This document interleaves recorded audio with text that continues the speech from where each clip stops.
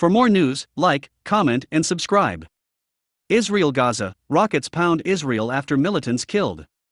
Hamas militants have launched dozens of rockets at Israel after Israeli air strikes killed senior commanders and felled a multi-story building in Gaza.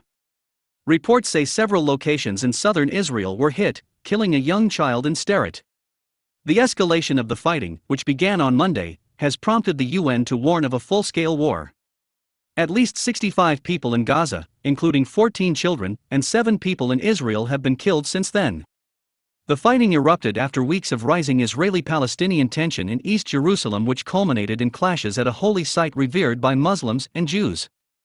Further violence in Israeli areas with mixed Jewish and Arab populations led to the arrests of more than 374 people on Wednesday evening, Israeli police said, and 36 officers being injured.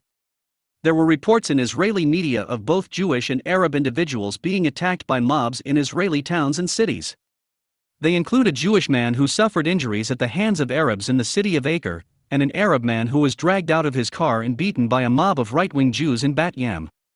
Prime Minister Benjamin Netanyahu, speaking late on Wednesday night, said he planned to send in military forces to help police maintain order in cities ruptured by violence. Mr. Netanyahu said the attacks in recent days amounted to anarchy. Nothing can justify an Arab mob assaulting Jews, and nothing can justify a Jewish mob assaulting Arabs, he said in a video statement, as reported by the Times of Israel.